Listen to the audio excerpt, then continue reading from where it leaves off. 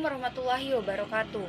Selamat pagi, Om Swastiastu, Namo Buddhaya, salam kebajikan dan salam sejahtera bagi kita semua. Perkenalkan, nama saya Fitra Aisyah dengan NPM A1A02454. Di sini saya membuat video ini untuk memenuhi mata kuliah keterampilan membaca dengan dosen pengampu Bapak Dr. Normansyah SPD MPD. Yang dimana di sini saya akan menjawab beberapa pertanyaan untuk tugas UTS. Yang pertama yaitu jelaskan hakikat membaca, tujuan membaca, serta aspek-aspek dalam membaca. Nah, di sini saya akan mengutip pendapat dari Tarigan, yang dimana ia mengatakan bahwa keterampilan membaca ini adalah suatu proses yang dimana melibatkan penginderaan, pengenalan, pemahaman, interpretasi, serta evaluasi terhadap lambang-lambang yang tertulis. Membaca bukan hanya sekedar melihat dan mengenali kata-kata, tetapi juga memahami serta menafsirkan makna yang terkandung dalam suatu teks ini. Ada tujuan membaca juga. Di sini saya juga mengutip dari Tarigan, yang dimana dia mengkelompokkan tujuan membaca ini ke dalam 5 kategori. Yang pertama yaitu membaca untuk memperoleh informasi, yang dimana pembaca biasanya ketika membaca ingin mendapatkan fakta atau dari teks yang dibacanya.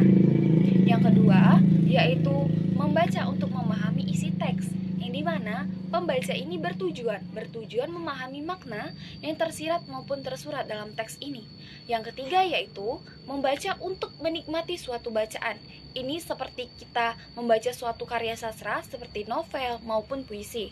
Yang keempat yaitu membaca untuk belajar, yang dimana digunakan dalam kegiatan akademik, di mana pembaca menyerap ilmu atau konsep dari suatu teks. Yang terakhir, yang kelima, yaitu membaca untuk melakukan sesuatu. Contohnya ketika kita membaca suatu prosedur kerja.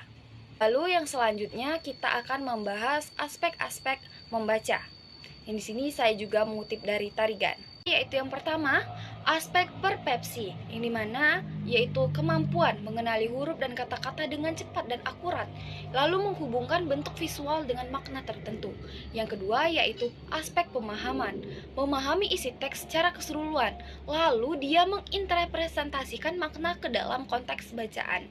Yang ketiga yaitu aspek evaluasi, yang dimana kita dapat mengkritisi isi bacaan, baik dari segi kebenaran, relevansi maupun keandalannya.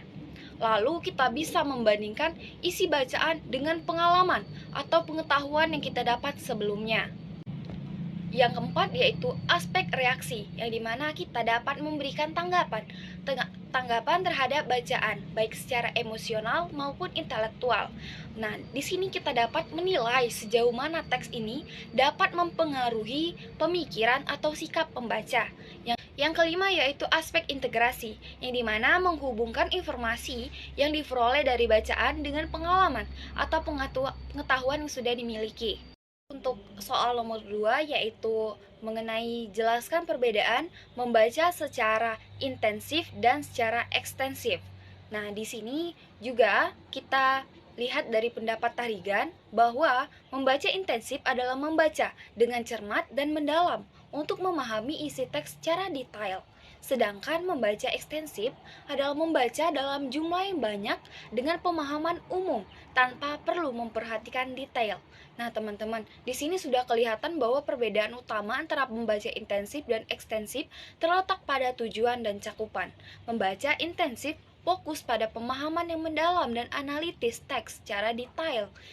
Sedangkan membaca ekstensif ini bertujuan untuk memperoleh suatu gambaran umum dengan membaca banyak materi secara cepat.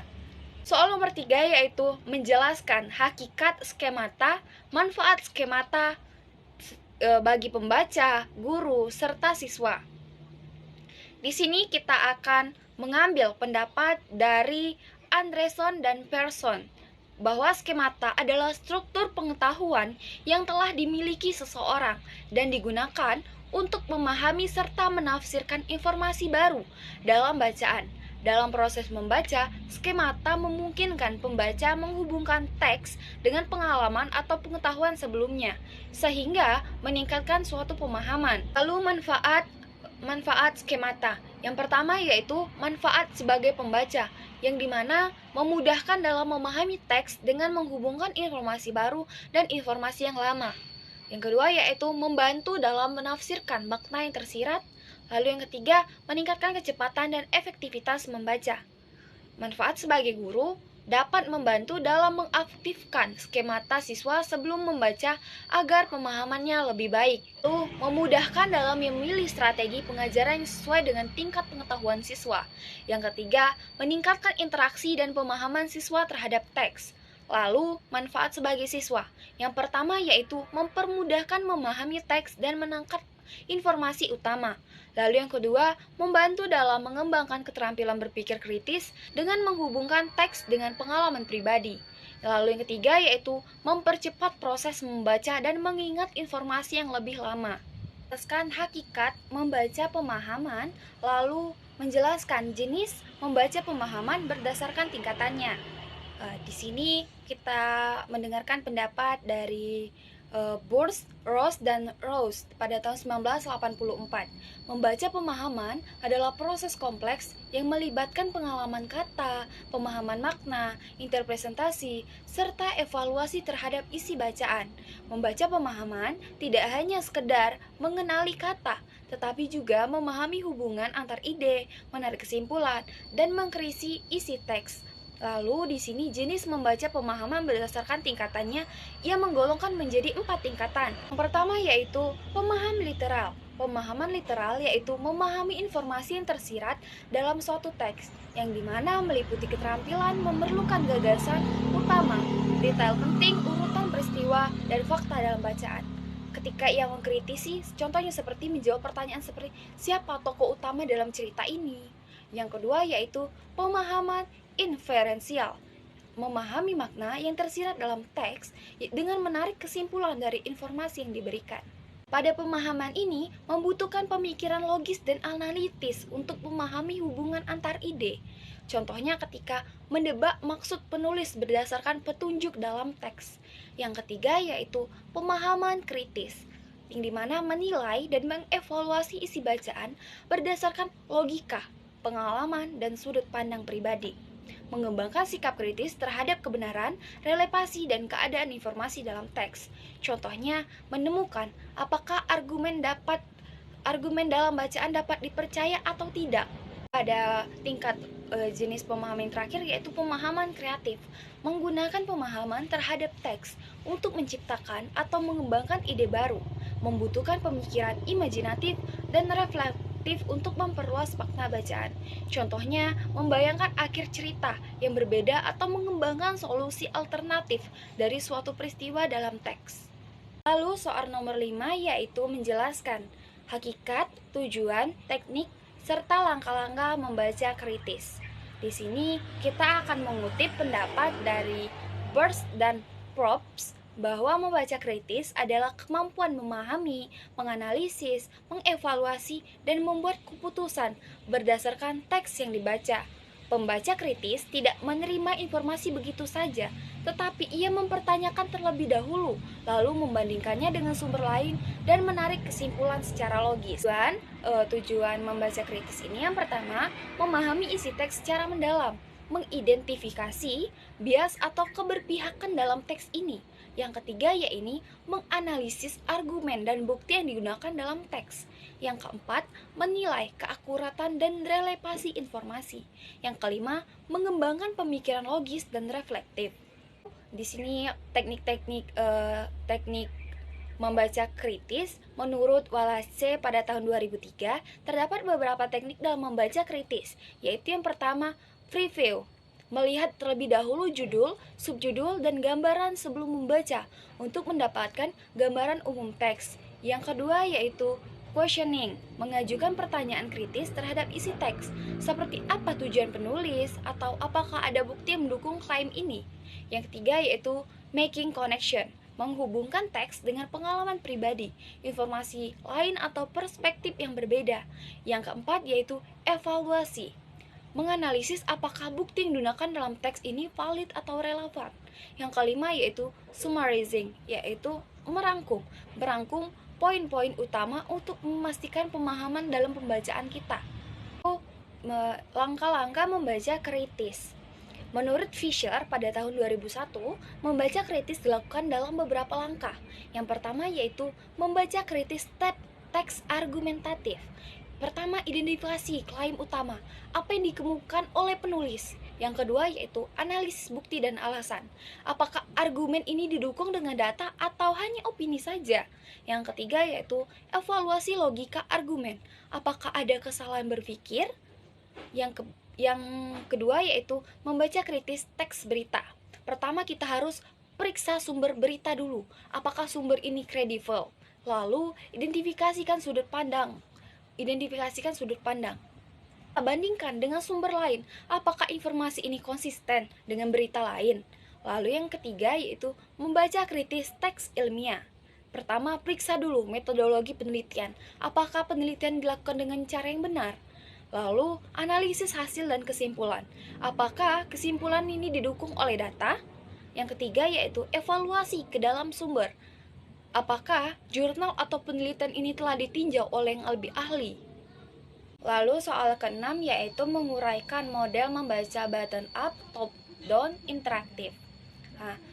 Membaca bottom up ini memproses teks dari bawah dan ke atas, dimulai dari huruf, kata, kalimat, lalu pemahaman. Yang ini dimana bottom up ini cocok untuk pembacaan pemula. Yang kedua yaitu top down ini tadi, menggunakan pengalaman dari skemata untuk memahami teks secara global tanpa membedakan setiap kata, membantu ketika kita ingin membaca secara cepat. Yaitu yang ketiga interaktif, menggabungkan bottom up dan top down sehingga pembaca bisa menyesuaikan strategi membaca sesuai kebutuhan, yang dimana bersifat lebih fleksibel dan efektif. Jadi kesimpulan perbedaannya yaitu model bottom up ini berfokus pada analisis suatu teks secara detail, sedangkan top down ini mengandalkan prediksi dan skemata. Sedangkan interaktif mengkombinasikan keduanya untuk pemahaman yang lebih optimal. Lalu soal nomor 7 yaitu menjelaskan langkah-langkah metode membaca dengan SQ3R.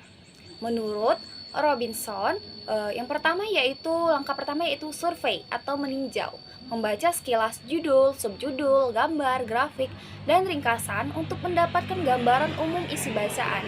Yang kedua yaitu question, bertanya, membuat pertanyaan berdasarkan tinjauan awal, misalnya, apa ide utama teks ini atau apa tujuan penulisan ini.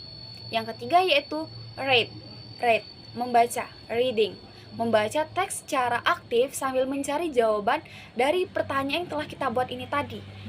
Menceritakan kembali, mengulang atau merangkum informasi penting dengan kata-kata sendiri untuk memperkuat pemahaman.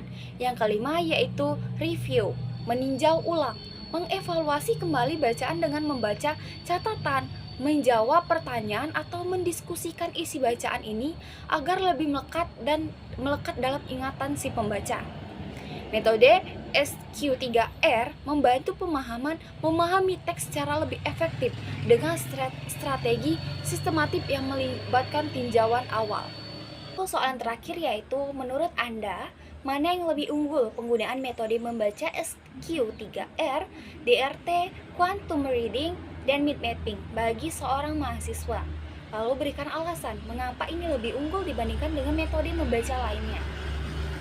Sini saya akan menjawab, menurut pendapat saya, dari keempat metode pembaca ini, yang paling unggul bagi mahasiswa menurut saya yaitu adalah metode SQ3R.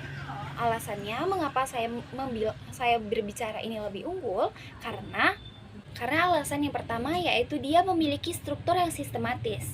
SQ3R memiliki langkah-langkah yang jelas dan sistematis, di mana ia meninjau, bertanya, membaca, mengulang, serta meninjau ulang.